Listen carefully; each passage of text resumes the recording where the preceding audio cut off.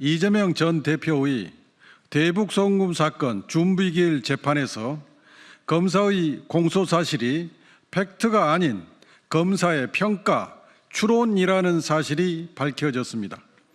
재판장이 공소 사실 20여 대목을 공소장 쪽수, 줄수로 특정해 가면서 팩트인지 여부를 물었고, 검사는 쩔쩔매면서 팩트가 아닌 검사의 법률적 평가 또는 추론이라고 답변했습니다.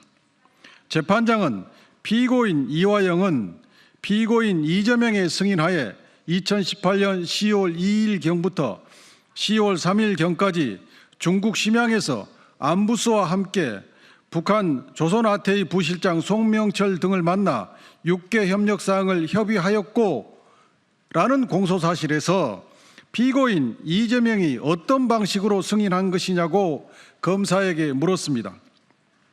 검사는 직접적인 증거는 없고 검사가 법률적으로 평가한 것이다 라고 대답하였습니다.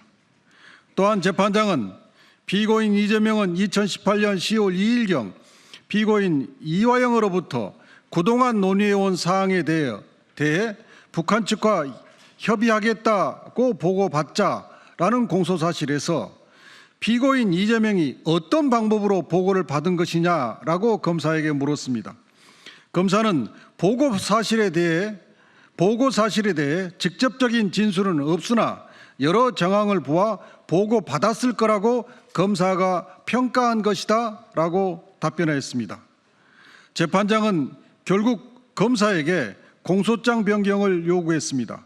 팩트가 아닌 검사의 평가와 추론을 공소사실로 기재하는 것은 부적절하고 공소장 50페이지 중 30페이지 이상에서 공소장 일본주의를 위반하여 불필요한 사항을 기재했다는 것입니다. 어제 수원지법 제11형사부에서 열린 이재명 전 더불어민주당 대표의 쌍방울 대북송금 사건 공판준비기일. 정기인사로 재판부가 교체된 뒤 첫 준비기일이었습니다. 준비기일은 피고인의 출석 의무가 없어 이 전 대표와 이화영 전 경기도 평화부지사 등은 출석하지 않았고 검사와 변호사들이 법정에 나왔습니다.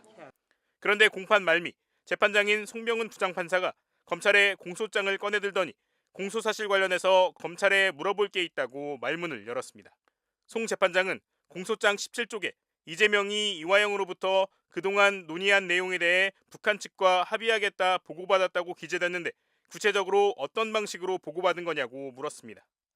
이에 검찰은 직접적인 진술이 있는 건 아니라면서 여러 정황을 통해서 보고받았을 것이라고 평가한다라고 답한 것으로 전해졌습니다. 송 재판장은 또 공소장 18쪽 북측 인사인 김성애는 500만 달러 규모의 스마트팜 지원 사업에 대해 김정은 위원장 등에게 보고했다고 돼 있는데 증거가 있냐고 질문했습니다.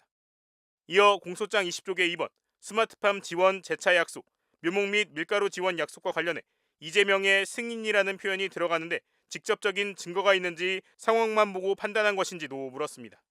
또한 재판부는 공소장의 34페이지에 달하는 대북송금 관련 내용에서 30페이지 이상이나 전제 사실을 기재할 필요가 있는지 검토해달라고 주문했습니다.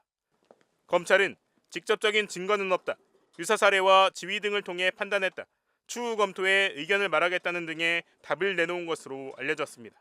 재판부는 기본적으로 공소사실은 객관적 사실에 근거해야 하고 어떤 행위에 대한 평가를 기재하는 건 적절하지 않다며 사실관계에 맞춰서 다시 정리해 주길 부탁한다라고 말했습니다. 재판부는 다음 달 27일 공판준비기일을 다시 한번 열기로 했습니다. 검찰은 쌍방울 그룹이 북한에 제공한 800만 달러가 경기도의 황해도 스마트팜 지원 사업비와 경기도지사 방북 의전 비용을 대납한 것이라고 보고 이 전 대표와 이 전 부지사 등을 지난해 6월 제3자 뇌물 혐의로 기소했습니다.